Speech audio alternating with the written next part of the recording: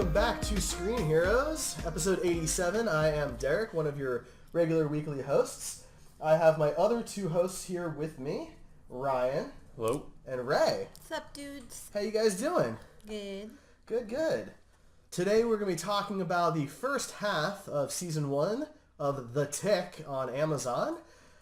Before we do that, though, any interesting news to cover? Two Marvel shows premiered this week. Yeah. 2 Marvel shows did premiere this week.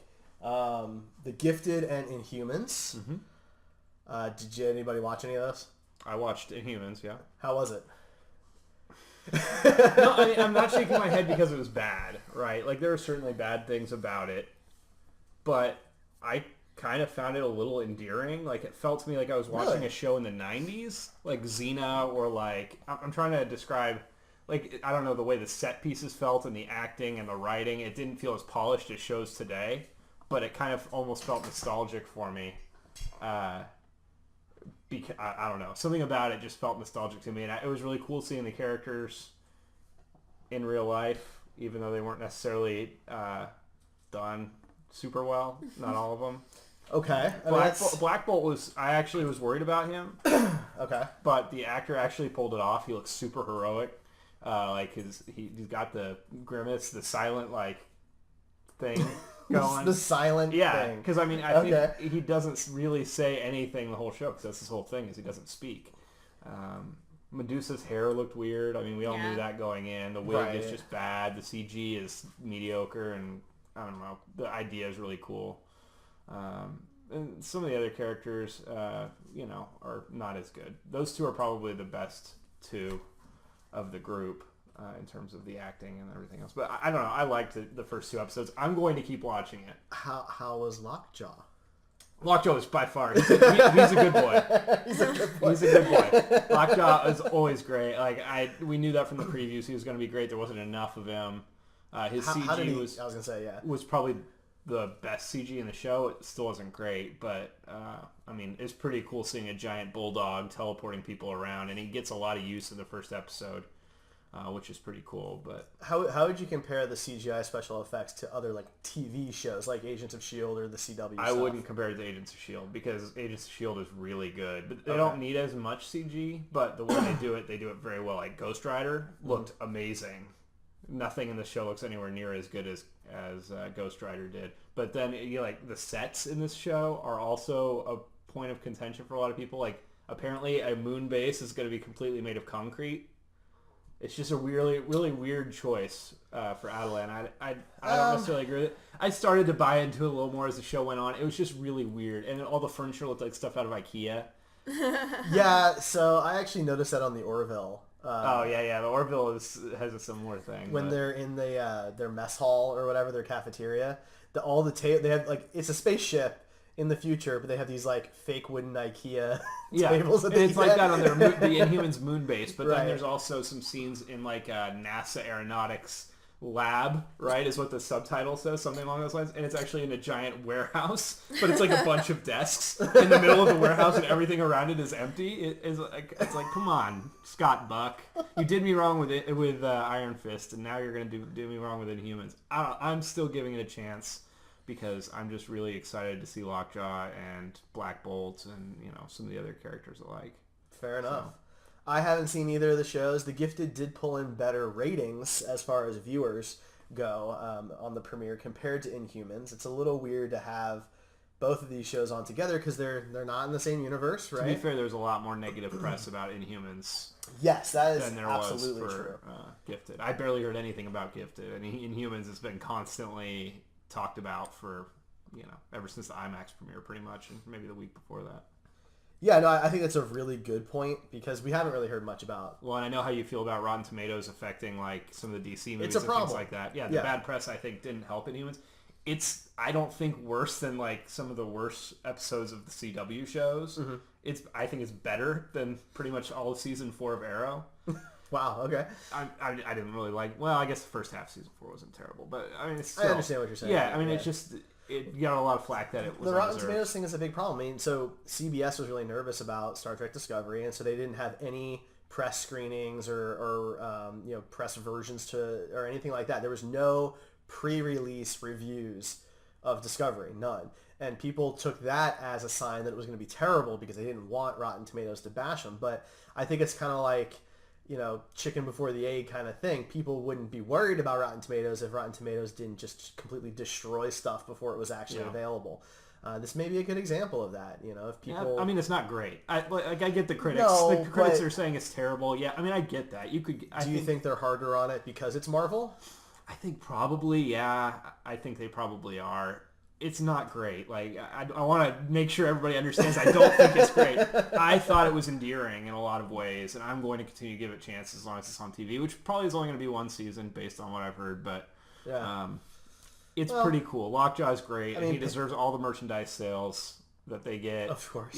Make all the plushies. I'll buy them. Agent Carter only got one season, and it was... Got two. Did he got two? Yeah. It was a two, I'm sorry. But it was considered to be a pretty good show as far as quality is concerned, so... if a good show only gets 2 seasons, what's a... But they would have canceled Agents of S.H.I.E.L.D. already if Disney hadn't made them keep it on. I read some news article about that. They were wanting to cancel it before season 4, and Disney was like, nope. ABC has tried to cancel that every year, and Disney is like, no. Season 4 was... We own you. one of my favorite seasons of any television show ever, so I'm very glad they didn't cancel it. And I wish more people would watch it so that they weren't so tempted to cancel it. It's a difficult business model, television, because it's all based on this weird number that doesn't really work in today's DVR and streaming age. About when a show is profitable based on ad revenue and not necessarily quality. And of course this doesn't affect Agents of S.H.I.E.L.D., but Fox as a station is pretty good at canceling shows really early on and just replacing it with another show and another show, and cycling them out until they get one that works. Yeah, I mean, Family Guy made that whole joke about it when they were brought back on the air. Yeah, the beginning of the show is Peter listing off like 20, 30 some shows that were canceled between that gap of Family Guy, and The Tick actually was one of those shows on the list, the one by Patrick Warburton. Yeah. So. I'll segue us, back around later. So, was there any other news? I know they released a bunch of character posters of the Justice League characters. More just like side profiles that are all very colorful. There was some pictures from like Entertainment Weekly or something in a magazine. Yeah, that's true. But there were new posters. There were single character posters that were very colorful. I'm getting close now. Really sure what the colors. Like what they were going for from a pattern perspective. You mean like with the overlay, or are you talking about like side profile? The side profile. Oh, okay. It's like it was a little weird. It's very blue, which I don't know if that had any is that supposed to be like a throwback to when he had a blue cowl, or is that just a coincidence? I don't know. I think it was just a weird choice. They're trying to be thematically different from BVS. Probably. We have colors. Yeah. Is that the idea? It okay. works that was a huge for complaint, Thor Ragnarok and the Defenders, so why not? That's fair. So, 2 small things. So, Sonic the Hedgehog's getting a movie, and it's going to be directed by the same guy who did Deadpool, and it's going Tim Miller? It's going to be a CGI live-action hybrid. Oh, no. So, I really want to see an actual hedgehog. I think we're going to. Or is it going to be a guy in a hedgehog outfit? Look, I'm not saying you can't make a good video game movie, right? I actually am one of those people who think Warcraft was awesome, but there are certain properties that I just don't think can be adapted well. There's probably better properties to make a movie of than Sonic. Well, Sega's really banking on Sonic. They've got 3 new Sonic games this year, right? Sonic has had 2 TV shows. Both have been quiet, under the radar. I don't know one person who's like, man, you know what I think of when I think of Good Times? That Sonic show. It doesn't resonate with anybody if we were to talk, because one was on We Were Children, and one was on just a few years ago. Right. But, we don't look back and say, oh man, that... But we can say the same thing about the Mario show. I actually liked the Mario Super Mario show. Brothers 3 show. Which was also a live-action cartoon hybrid. They had live-action intros with Oh, I forgot about that. Yeah. But the Sonic shows, and mainly the Mario show, were animated. And I feel like those properties lend themselves to animation better because Sonic doesn't actually look like a hedgehog. No. And that's okay because he's a video game character and it's animated. That's fine. Characters are really cool. If they can come up with a decent story behind them, because we all know there's not any story in the game, but you want to make Shadow and Knuckles and Tails all work together, go for it. Do your best. But if Mortal Kombat can't do it with, like, legitimate humans... What's the big bad guy with the mustache in Sonic? Robotnik? Yeah. Yeah. Like, can you imagine what that would look like as a real person for a second? No. Also, if they're going to make a Sonic movie, why haven't they given me my Bioshock movie yet? Yeah, right. Come on, guys. Different company, man. It writes itself. It's a different company. Yeah, get Guillermo del Toro on there and... Sega's, kind of looking for ways to become relevant again. They really have fallen to the wayside that, if this fails... Dreamcast and, If this fails, they'll be in a lot of trouble. Yeah. I agree, and I think the same. They should just sell to Nintendo at that point, because Nintendo has a partial ownership. They do in Sega. They do. Since the Dreamcast bomb. The whole. Yeah, that's weird. I mean, they're trying to regain the nostalgia factor just like Atari is doing, and I'm not going to go into that here. You can catch that on Gamer Heroes or Video Game Show, but nostalgia is the big thing in 2017 because the world is terrible and we need to think about good times. I know. The thing is, everybody is throwing darts at the wall trying to create their own movie universe or their own connected TV shows, and we're not just talking about one, we're talking about one with 7 seasons and 4 spin-offs, and you're not all going to be as great as Game of Thrones. You think those 4 spin-off series are all going to last 8 years? I don't. If they came out with a good Watchmen show, that could be HBO's next Game of Thrones. I would think it really could. I don't know if it could go on as many seasons. They could probably make. I mean, well, not with the original story, but of course not. No, but I would keep watching it as long as they made it, as long as they can get good actors for it and write a good story. I agree. So I have another piece of ridiculous movie news. Oh, okay. I've got 3 words, 3 things, and they all go together. They're okay. Hugh Hefner biopic. Okay. Plus Jared Leto. Plus Brett Ratner. What does that equal to you guys? Because I think it equals... He's been dead for like 3 days. Okay. Pretty sure that they probably were already working right on this before he died. I mean, maybe, but I don't know. It just seems weird. Brett Ratner is a shit director. Can we stop giving him stuff? Like, let him go back to basics and start doing 7-Eleven commercials. Like, stop giving him money to direct movies. And Jared Leto needs a break. He needs to go sleep on an island for about a month and just reconnect with himself so he's not crazy anymore. I don't know. The new Blade Runner movie, which is coming out this weekend, has received... Nobody has said it's good because of Jared Leto. No, but no one's also said anything negative about the movie or him. And he is the lead kind of antagonistic character of the film. So... I'm just saying, like, maybe he didn't make the best Joker in the world, but he is a good actor in general. Yeah, he deserves his Oscar for Dallas Buyers Club. So he's supposed to be Hugh Hefner? Yeah. Obviously, this is going to be him while he's young, and I mean, you say that in the 60s, and then they'll put on old age makeup when it gets to the reality TV show, and 7 girlfriends that all share a bathtub of bleach. A bathtub of what? Bleach to dye their hair. Oh. They all did it at once. I don't know if that's true or not. I would imagine that's probably not true. I think if you just bathed in the bath of bleach, that would be bad for you. Yeah, I don't think that would end well. It sounds unhealthy. Just put it on your butthole like a normal in there person. And you dip your hair in to dye it blonde. You don't Oh, I thought you were talking about there. bleaching their buttholes. No. Isn't that a thing that they do? I don't know. In porn. Oh, okay. Good point. I thought you meant like all of them in a bathtub bathing in bleach. I don't want those women to die. Okay, well that's why they're just continuously blonde. That's all.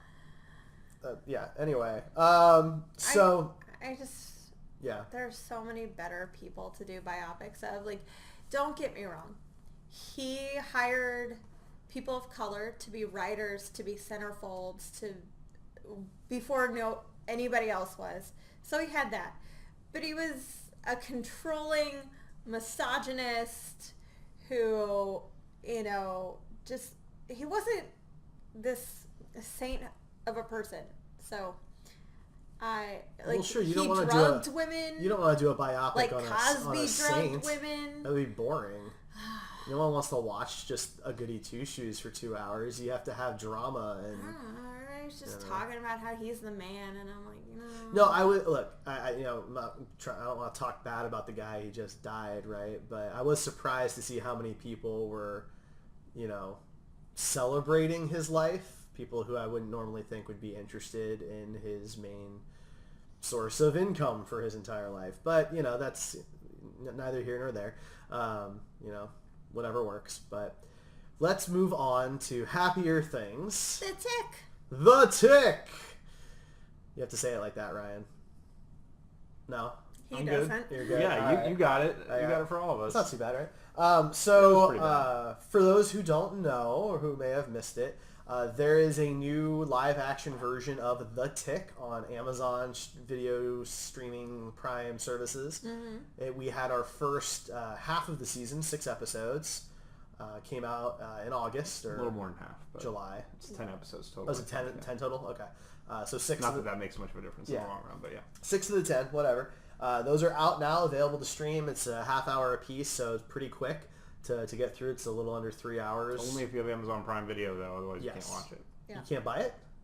Well, you could probably buy it individually, I imagine. Okay. But yeah, it's not like included in Netflix or Hulu. Right, yeah. Only through Amazon. Yeah. And so we're not talking about the Patrick Warburton version. We're not talking about the animated cartoon. We may talk a little bit about those, but yeah. But that's not the main focus.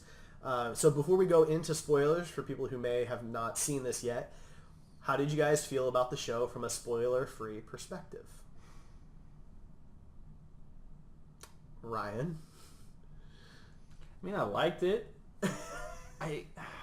It's just, I loved the cartoon a lot, and this wasn't the cartoon, and so that bothered me a little bit. But I mean, it was, as far as like just in the realm of superhero shows that are out right now, it was definitely in the better half of the current running shows for sure. Ray? I enjoyed it.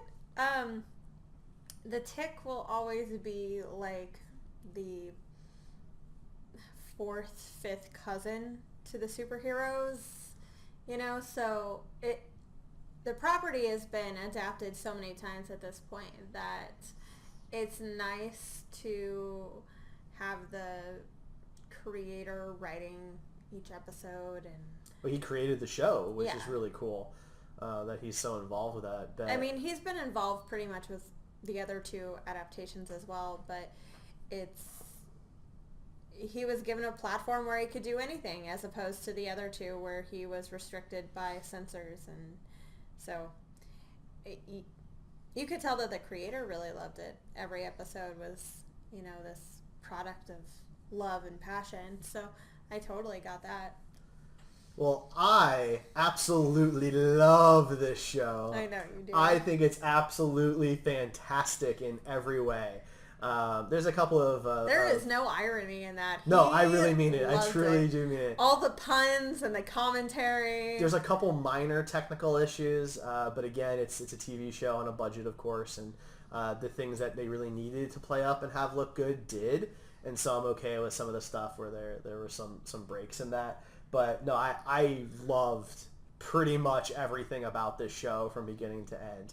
I really did. It was just enjoyable minute to minute. I loved it. The characters, the tone, the style, the costumes, all of it. The tropes were just really spot on. And yeah, I love the puns, and I love the way the Tick talks. It's so great. I wish more superheroes still talked like that.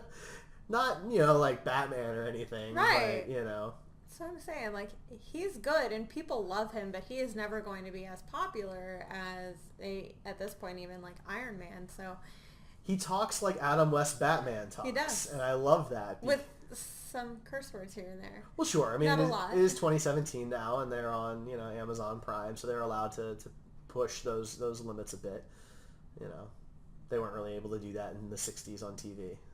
Yeah. So, all right, so let's go into spoilers. If you have not watched the show, pause us, go watch it, go check it out. It'll take you less than 3 hours, and then come back. We will be here waiting for you. All right, here we go. So, I had never seen the other incarnations of the Tick. Really? You never watched the cartoon? I've seen, like, images from it, so I know what he looks like. And same goes for the Patrick Warburton version, but I never watched any of them, mainly because I just didn't really know what it was. somehow that just was off my radar for a really long time until, more recently when I knew... Are you going to go back and watch? Now I will. Yeah. I'm very interested to go back now. Patrick Warburton was pretty good. The cartoon is really great. I mean, I think you'll love it if you love the punny stuff. I mean, yeah. No, that's the good thing about this, though, is I think if you are like me and you miss those other two incarnations, it really makes me want to go back and watch. I'm not sure if it's on any of the streaming services, though. That's the only thing. I don't know. You have to buy the DVDs. I might. And I'm okay with that. I'm still a fan of physical media, so that's fine. But, the show starts off with Superior. It's worth saying that the show pilot aired like a year ago. Right. On Amazon, and it was available for any Amazon Prime person to watch. You could watch, if you subscribe to that, you could watch it. So it's been out for a while. I watched it back when the pilot when it first came out, as did a lot of people.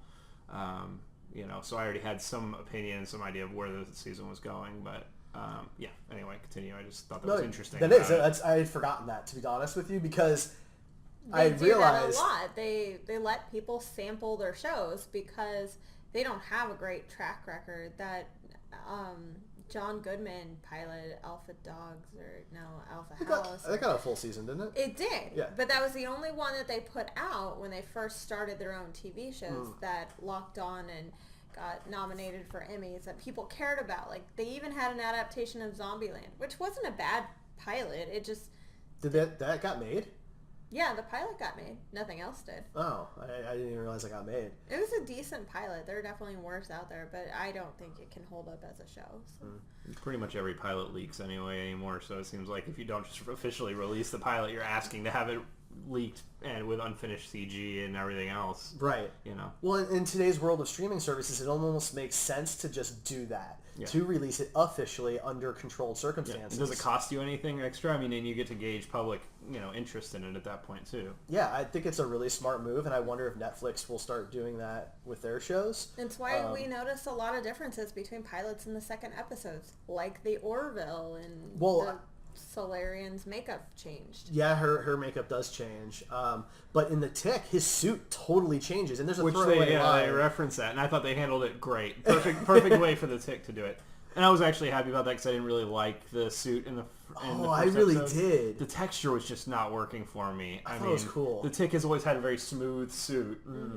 In the cartoons. So you like the paneling? Yeah, I think the paneling with no texture works a lot better. Also, it makes him stand out a lot more, and that was kind of a theme of the whole show. The Tick's color and the way he looks completely doesn't match anything else in the entire world. Yeah.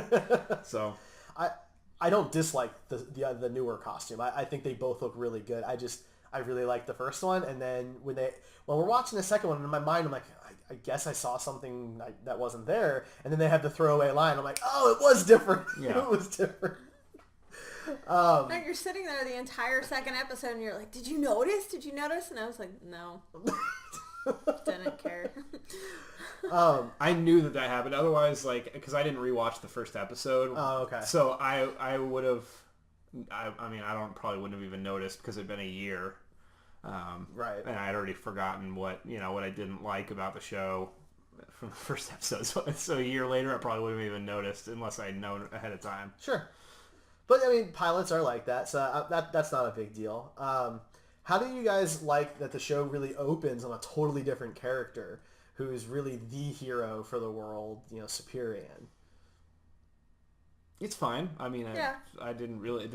It wasn't great. You guys great. are killing me here. Well, it wasn't the best way to do it, I don't think, but it worked. It was fine. I'm still waiting for them to explain Superior more because to me, he's a forgotten storyline. I get wrapped up in Arthur's story or the Tick story or even Overkill, and I forget that Superior exists, and all of a sudden in the next scene he's in it, and I'm like, oh yeah.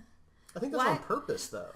So I guess I'm just waiting for that episode where they clarify a bit or add a little bit more why he matters, or if they're just gonna kill him off and all of a sudden people have to rely on the Tick. So, but I will say this: I absolutely adore the story from Arthur's point of view. He's the main character, yes, and the Tick is character-wise his sidekick. Now, obviously not in the story itself, but I like the story from the sidekick's perspective. It makes it very interesting. Ryan, do you have any thoughts about that? Yes, I do. If you listen to the podcast, then you know that one of my favorite movies of all time is Big Trouble in Little China, and that whole movie was from the sidekick's perspective. I think that in this case, I just don't connect with the actor, and that's a big problem for me. I don't feel any chemistry between him and the Tick. I think he looks stupid, and I hate his costume. I absolutely hate it, and that pulls me out of it. I struggle with Arthur a lot. And I really liked Arthur in the cartoon. So it was tough for me, and I really, I don't know. I really don't like the eyes. They never go over his face. Yeah. Like, it's what always is sitting up too with low, that? and like his eyes barely get in there, or something. There's always something off about it. Considering it's a suit that's supposed to kind of morph to whoever's wearing it, I feel like that's a little weird. Yeah. That it looks like it was almost on purpose. That they're never going to line up to make him look kind of dorkier than he needs to. Right.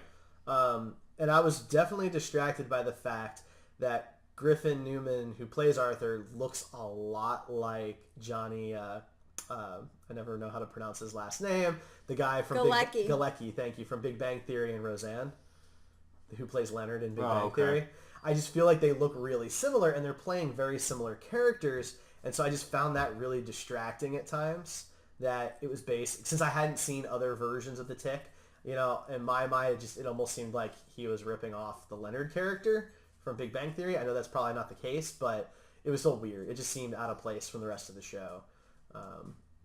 Yeah, I mean that's. But I like the rest of the suit. I like the wings. I like the alien helmet technology. Is the worst part for me. The yes. wings looks cool, but the helmet just looks like somebody just took a gym floor foam that's textured and made a helmet out of it, and with nothing else done, and just looks really weird to me. The Tick's cowl looks so good. Oh man, I love the design on the back and just the way it fits him very perfectly. It looks so good. I love that he's got the cleft chin in the cowl. Yeah, I mean, they did so good with that. And then Arthur's is so bad, and maybe that's a design decision. I don't know if it is. I don't really like that design decision. They shouldn't have done that. I feel like it was on purpose to just kind of make him look even dorkier, right? Because that's his whole concept is Arthur's the power dork who couldn't possibly. He's already wearing a moth suit. Right? That's the thing. He's already wearing a moth suit. Yeah, but the cool hero is also the Tick. So the Tick, but he has an awesome looking suit. He does, right? It's great. So there's not a way to. And the Tick, really, there's nothing about him that resembles a Tick. No. Arthur looks like a moth. He's got feathers coming out of the top of his helmet. Yeah, he's got moth-style wings. Yeah. I mean, that's I guess where my problem is he's already a stupid. A moth suit is already stupid.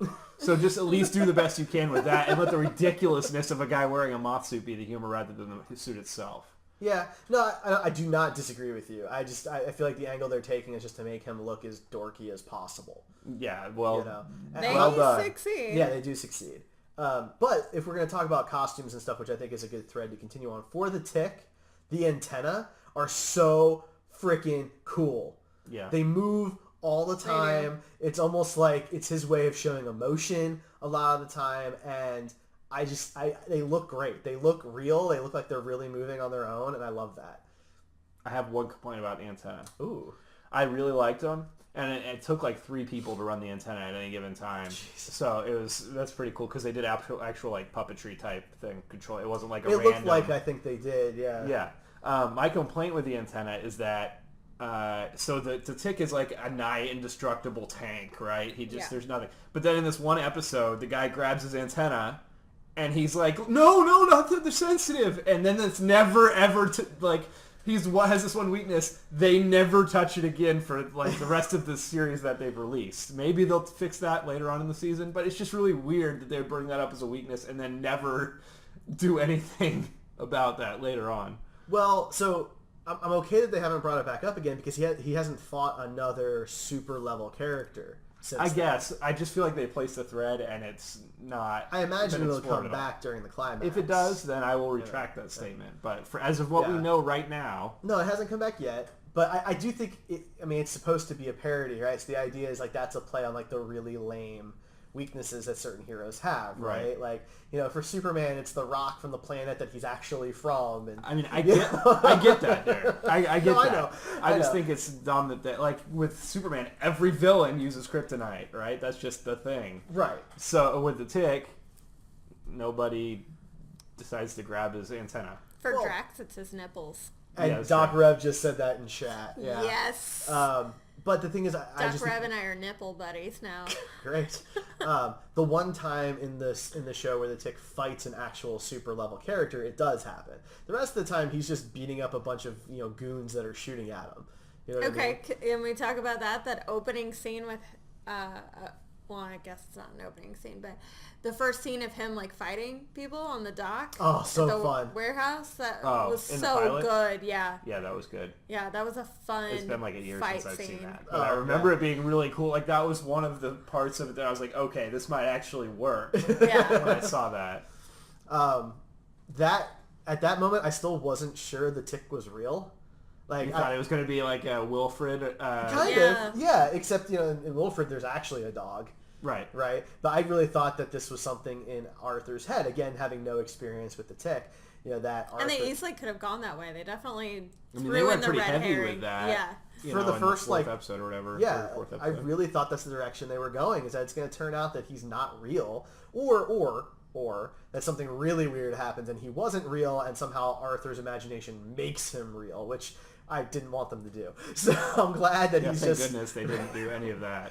But they do lay some seeds about how, Arthur keeps having that dream with the nightlight that talks using the Tick's voice. So, I don't know if somehow that is circular. He also has mental issues. Yes. Yeah, Arthur is very mentally ill. I feel like that's more likely than there being a connection between the two of them from the past. I mean, maybe. I will say that the one thread that they didn't explore a lot, which I was more intrigued about than what was the actual main plotline, was them hinting at the Tick's history, and we're going to find this out for you, buddy. That is something that they haven't done in any of the shows, really. Nope. And he's just kind of there all the time. He's just like this ridiculous thing that everybody just lives with. He's there. We don't know where he came from, but that's him. And I feel like the Tick is who Derek wants to be. Yeah, I feel like that's not too if far I off. could be a superhero, that would just be so much fun to just be that kind of character. I don't have to be dark and brooding, Yeah. He's bright, he's funny, he's personable. The birthday party for the stepdad. So good. I did love that, yeah. So much fun. He gets so excited about cheese. Well, even when the stepdad's getting his gifts and the Tick's all sitting there, oh, what is it? All really He's just playing it up like everybody around him is a child, and he just wants to be the cool guy in the room that impresses all the kids. My favorite is when she hands him the phone and he's just like, thank you. Thank you. And he's just holding it there. Yeah. No, you idiot. Yeah, but then that whole scene was kind of ruined for me with the flying Arthur thing. It's like, okay, this is getting ridiculous now. It's just, okay, he can fly. It's good. We don't need to string this out over 6 episodes, him learning to fly. I agree with that. I do think it was important that they established the Tick as the character that truly supports and believes in Arthur. Because nobody else does. Nobody else believes in Arthur. No, they think he's a big old crazy pants. His sister, his mom, stepdad, none of the doctors, none of them really believe in him. But the Tick does. And I think that's really important. It is. And so they needed that scene where Arthur could die possibly, right? Or get really hurt or something like that. And the Tick needs to basically get Arthur to become who he can be.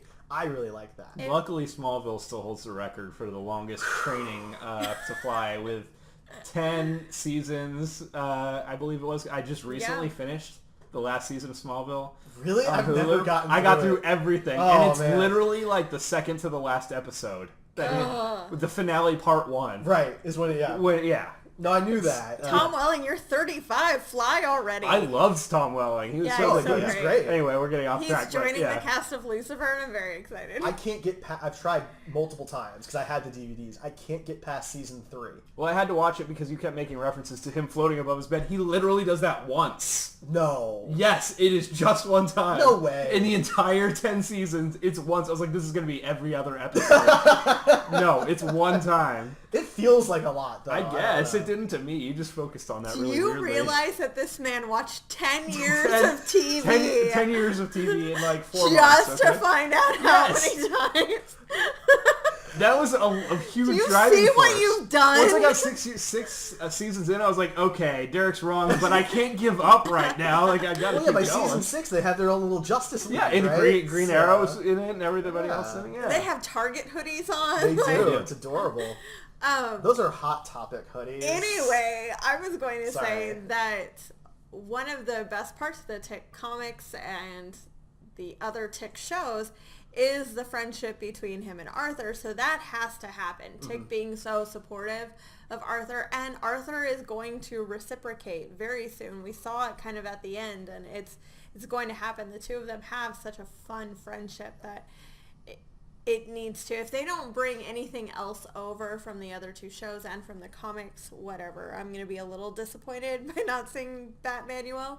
Or But, Chairface Chippendale. yeah. Those sound lovely. Deflator Mouse. Yeah. Yeah. Deflator Mouse. Yeah, Chairface Chippendale is literally a villain that has a chair on his Yeah. neck, and his head is a chair, and that's pretty much it.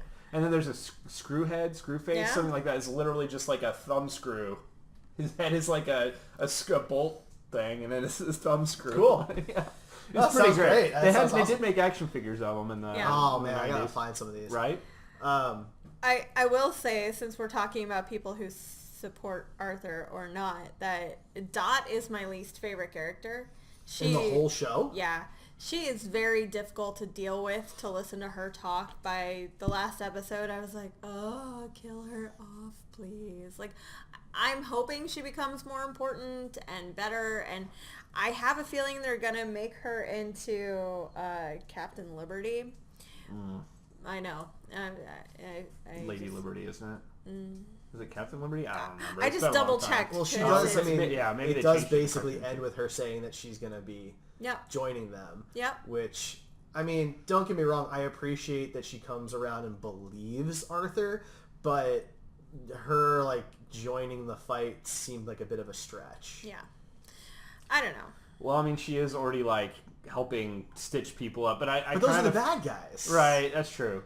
But I don't want to see her relegated to being just a woman in the group that, like, just heals, Right. fixes guys. Like, that's not, come on. That's a little ridiculous. I'll say that I didn't hate her as much as you did. One of the big themes for me in the show is the way people treat Arthur because of his mental state.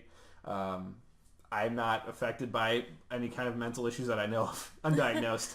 Oh, chum. Anyway, so the way that people treated him, I thought, like, the way they portrayed the mental problems and the way people treated him, specifically his sister, because I Yeah. thought the way that she treated him was good. Like, she was always supportive and always like, we need to remember your things from therapy, and these are the important things. The other people, obviously, at the party and stuff like that were not helpful. But I thought the way that she treated him was really nice, and that was kind of heartwarming that she cared about her brother that much. I agree with that. I do too. Sorry. No, I was just going to say, as somebody who's had depression and anxiety, and I'm definitely not on anything as crazy as he is, but not crazy intense.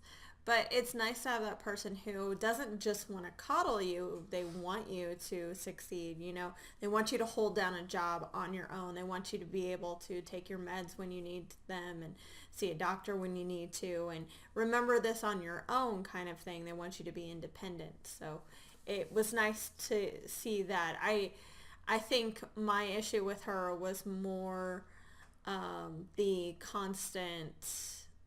I guess later on when she figures out that he's hanging out with the Tick and then he has the suit and everything, and especially at that big gunfire scene with Ramses and In the field. Overkill, yeah, and she's just like, Arthur, come, you're coming with me now, and I'm just like, hit her.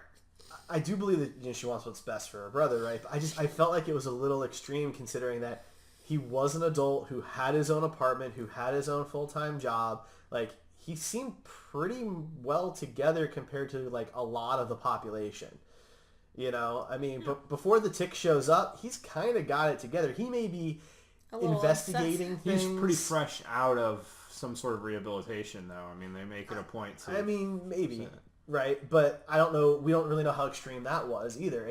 It seems like that. Yeah, he may be obsessive about trying to figure out the supervillain that killed his father, right? Which is kind of hard for any of us to really relate to. Obviously. You Or know? anybody that exists on the planet. Right. Yeah. But in that universe, it seems like a fairly normal thing for someone to struggle with, since that's the norm, is to have supervillains and superheroes. But this guy still has his apartment. He still has a job, a good job, right? He's an accountant that takes like a college degree and things like that. So he seems together enough to be treated better than the way he was being treated by his family. That's just my opinion. But, you know, if I had my own place and my own job and I went to my parents' house for a birthday party and they had like all my old psychiatrists there, I think I'd walk out.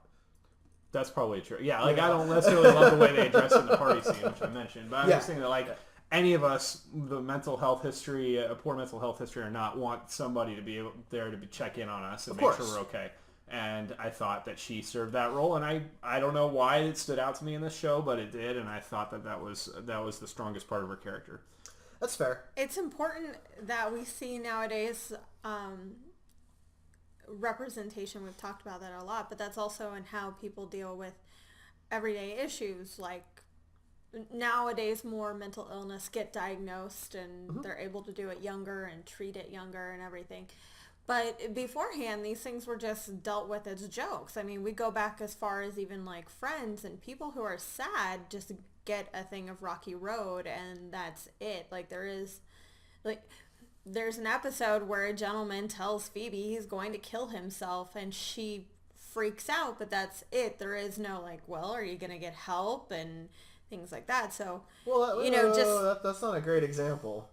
I'm just saying that even years ago, suicide was used as a joke. No, because she goes and finds where he works and goes and like But it helps was him. used as a joke. That's my point. In here... Kind of like the Big Bang Theory does with being a nerd and a dork in general. I can't agree with that. I think that they did it in a humorous way to make it more lighthearted, but I think the Jason Alexander episode that you're referring to is done in a way that is serious, and Phoebe does like walk out of her job to find him at this place, this total stranger, and talk him out of it. Like, I'm not saying that...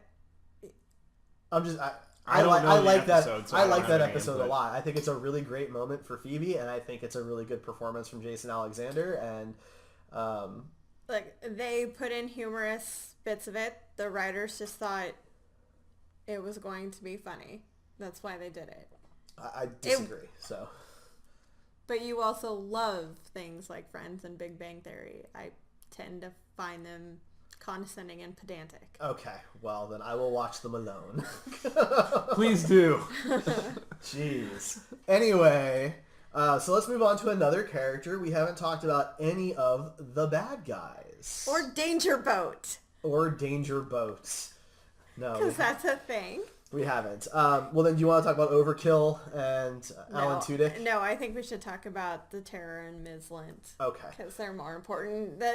Jackie Earle Haley is legitimately frightening. His makeup is really creepy looking, and with just a couple different lines, he could have been a horror film character, which, which he has been, so Yeah. that isn't too far off. They've made him say some humorous stuff so you giggle, but no, like that makeup was on point. He is terrifying. And as a little kid, when Arthur sees him kill his dad and kill the other... Crazy scene. Yeah. He killed the other guys by blinding them first with syphilis, which is totally possible, by the way. No, that scene's just really intense. It's very, very creepy. He did a great job at being creepy. I agree. Thanks, Lynn.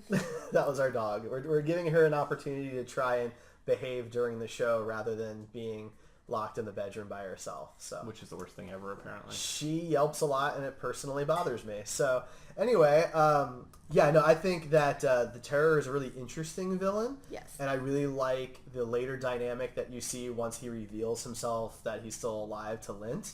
Because most of the show is just, it's Lint. She's trying to get the suit, and Ramses, but it's mainly her. Yeah. And she's trying to get the suit, not really for him necessarily, but she wants to find the Terror because she thinks that he's probably still alive. Ms. Lint was pretty cool. I'm eager to see more about her. They didn't really dive into too much about her backstory, you could tell that she kind of was in love with the Terror. Which is weird. It was. And she married Mindy Kaling's husband on the Mindy Project, and he died. Poor guy. It happens, right? It's Yeah. superhero world. Yeah. I didn't get to talk about Jackie Earle Haley much, but I mean, he's pretty much good in everything. So, you know, I mean, from Watchmen and to Nightmare on Elm Street to... I mean, he was a child actor, Preacher, too. He did great. Pretty much everything modern that I've seen him in. I don't know his childhood. How'd you feel about him in The Dark Tower? I mean, his character wasn't bad, underused, but yeah, he's touched almost every nerdy franchise. So far. I mean, he's touched a lot of them that I really enjoy, and I kind of wanted to be the new Joker in the DCEU. I think that'd be great. I think he'd be perfect on Star Trek, like a recurring role. He doesn't have to be a main cast member or something like that, but he could definitely hold the prosthetics and be something creepy. Yeah, obviously he does well with prosthetics. Everything else has pretty much been said about him, but yeah, I really enjoyed him. But as far as Miss Lint, she was fine. I mean, the actress was good. The character just isn't that interesting to me. So I'm waiting for her to be interesting. Yeah, I'm hoping that it gets better because she's a fine actress. Like, Yeah. she's pulling the part well. I just don't think there's much for her to do other than this, find the suit and be the, assistant to the Terror or whatever. Yeah. Well, now, I mean, I guess maybe she'll have more to do because she'll have direction from the Terror. I mean, she's kind of mad at him, but at the same time, I feel like she's still going to be the number two. Like you were saying, there is only that one side effect, but I guess it affects like her entire life. She's constantly covered in the lint. Which is hilarious. She can only have her hair back in like many braids, otherwise it's going out to here. And like I said, she can't open a car door. So I like the characters in the Tick. I think that's my favorite part, is this kind of world where everybody is obscure and nobody has a power that is completely unbeatable. And Except the Tick, basically. Yeah. I mean, unless you pull on his antenna, I guess. But really, Right. he says himself, he's nigh invulnerable. We haven't really found anything that'll stop him. Well, I don't know. I mean, he did antenna. lose his memory somehow. Or there was no memory before that. I mean, there's possibilities. Yeah. Obviously, we don't know any of his backstory, so we could speculate about that. But how did you guys feel about Ramses? he was useless. Wow. No, he definitely served a purpose, but I have met guys like Ramses where they get some ounce of power and it goes to their head pretty fast. Like, he had a King Tut refrigerator filled with only vitamin water. Okay, I want that with other stuff in it, but I still want that fridge. Like, it's just the best example of douchiness I can come up with. Like, anytime... Other than having his initial on his eye, right. That was... Anytime somebody has, like, a designated fridge for one item, I feel like they're at their height of douche. Like, but I mean, again, like he's a parody of like those criminal organizations and superhero stuff, right? Like the Triad and all the Defenders stuff, or The Hand. yeah, the hand, the Triad. The Triad's in real life, man. The Triad's a real life group. My mistake. But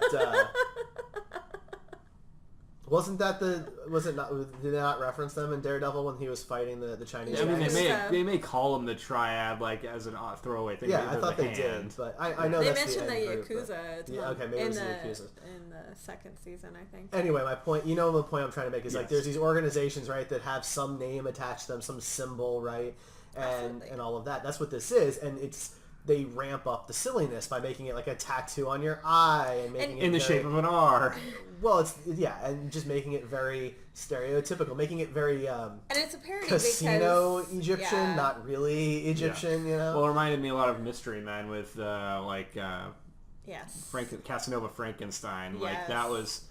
I feel like Mystery Men did it better in a movie, but I mean, this is hard to compare 6 episodes of TV to a movie. But the way the villain was done, I think the problem with Ramses for me was that the dialogue was bad. Like, he just cursed for no reason, right? And that'll work sometimes it did not work in his case. Throwing out a random F-bomb doesn't make me think you're that much, worse of a person. Yeah. Casanova Frankenstein in Mystery Men, he was such a ridiculous trope. He didn't have to rely on stuff like that. Everything about him was a part of the development of the character. Everything he said, the way he dressed, his people around him. This was like, I just need to curse for the sake of cursing because I'm a bad guy, which didn't work for me. But the actor did fine, and I get the trope. I thought they did an alright job of the trope. I just didn't like that particular part of the character. I agree. I was told at a young age when I was allowed to start cussing in front of adults kind of thing, because I was the kid who asked for permission to cuss. I was told that you use those words as pepper. You season it in lightly. You don't need it every other word. And it's not just like, hey, I'm getting ready for effing school this morning, Mom. Like, she knew that. Yeah, it's like the kid that just learned about curse words and goes over to his friend and just like says them. They immediately play Call of Duty and yell at people. Well, nowadays, I was thinking more like in my childhood, I would like go to the park with my friends and just be like, look, check out this word. We should just use it. Check out this word. Yeah, we should just use it, dude. Yeah, that's what it felt like for me. Like the character was fine. I thought the actor was fine. The R on his eye and everybody having the tattoo and his relationship with Lynn was good. Like that all worked. It's just the dialogue kind of ruined that character for me. That's fair. I honestly really liked the scene in the convenience store where the two goons like go in to get their money, and the tick stops him and he like puts the his hand up, and then he gets shot and it ricochets and gets the guy in the shoulder. How could I have predicted that? Right? Like, that was so good. Like, I actually liked Ramsey's goons more than I did him. Like, Yeah, they it was were pretty good. funny, yeah.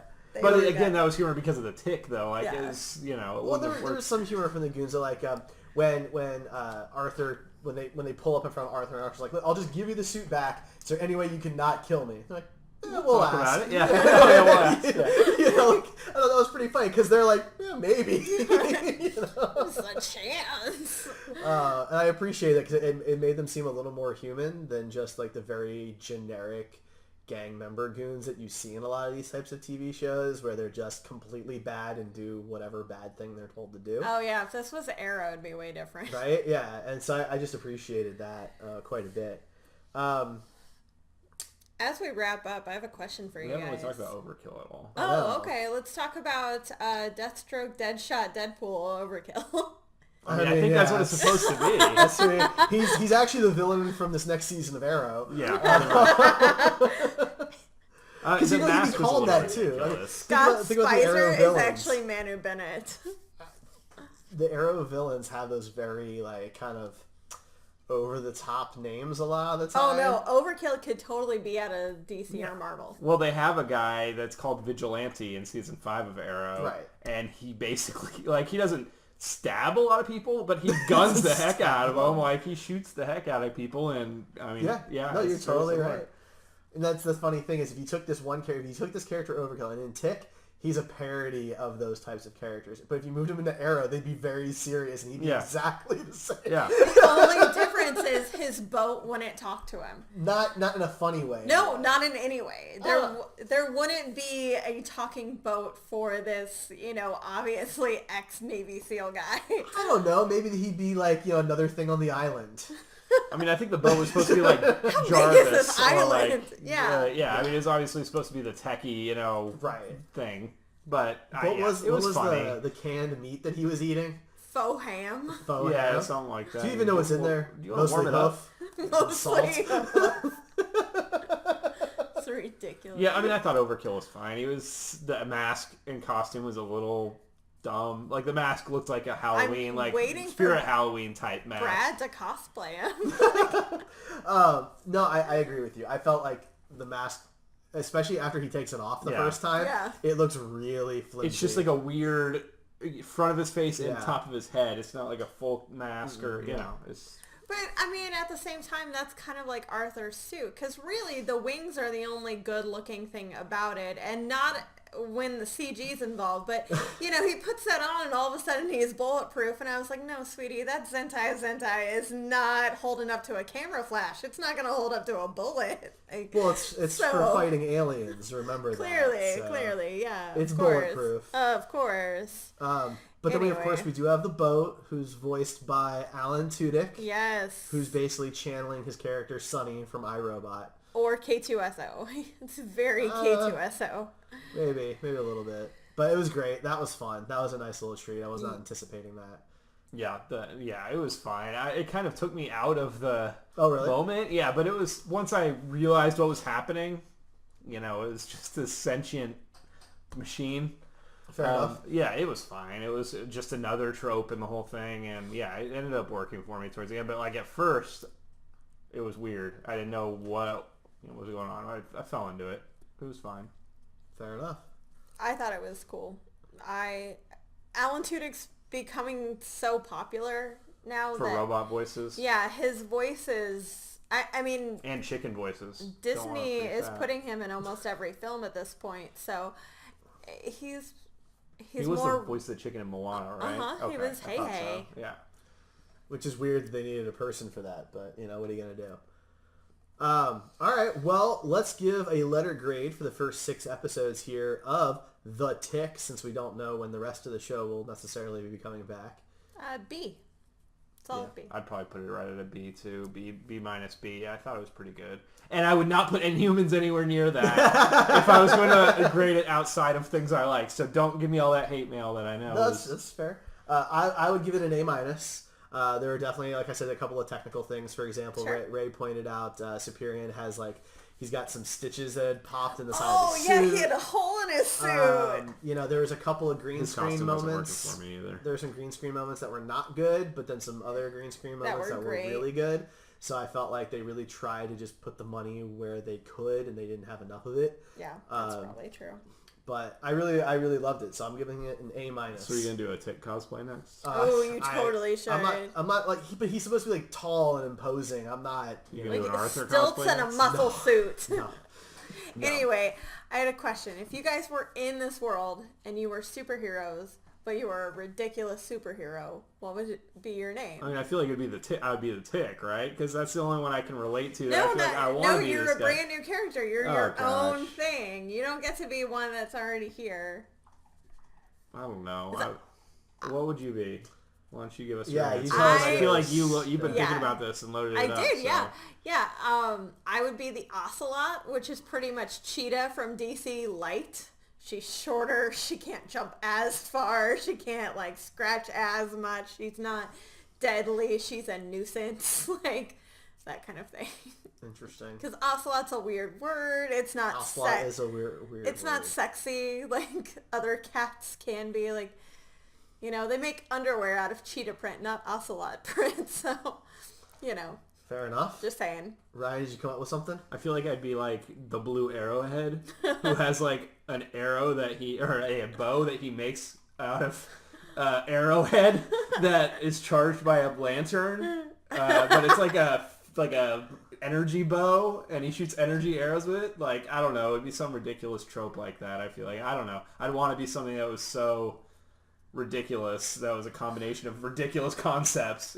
Green Lantern is ridiculous. Green Arrow is ridiculous. Combine those into something ridiculous. You go with blue. Sure. I mean, you can go with any color. Maybe pink, purple, make it really extra cheesy. I don't know. I was thinking something along the lines of the flying squirrel.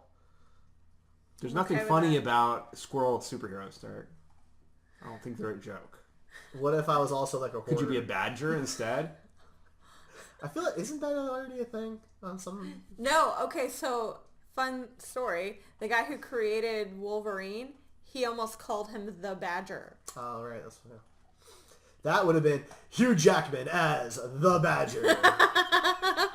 Director's cut. I'd watch that. Days of Future Past starring the Badger. You could be the Beaver, the man who only builds a dam and gets laughed at that his name's a vagina.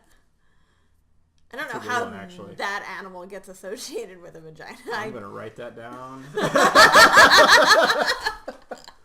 All right. Beaver. Well, on that note, let us us know who your ridiculous superhero would be at heroespodcasts.com or at Heroes Podcasts on Facebook or Twitter. You can also hit us up on Instagram, Tumblr, and Twitch. Also, review us on iTunes. We're on iTunes, Google Play, and Blog Talk Radio. So please check us out, subscribe, Derek will give you $5 out of his own pocket if you leave us a 5-star review. He'll give you $1 for every star you give us on iTunes. I'm not saying that, but it's something I'm saying that. Derek will do that. Also, our first ever Patreon movie scene is out and available now to Patreon contributors. So if you want to go and check that out, you just have to become a contributor for as little as $1 a month. You'll get early access to our videos. We're doing an iconic movie scene every month. Every month? Every month. You're about to be busy. And our first one is from a Quentin Tarantino film. And it's a pretty fun time. We had a really good time shooting that and have received some good feedback so far. So people seem to like it. So go become a contributor and check that out.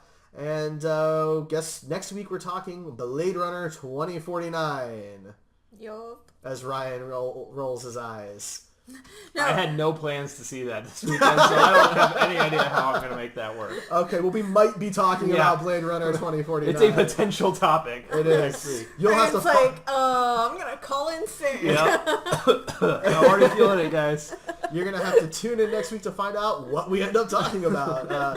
So thanks for joining us. Don't forget you can tune in live every Tuesday night at 9 p.m. Eastern at twitch.tv/Heroes Podcast and chat with us. Have a good week, everybody.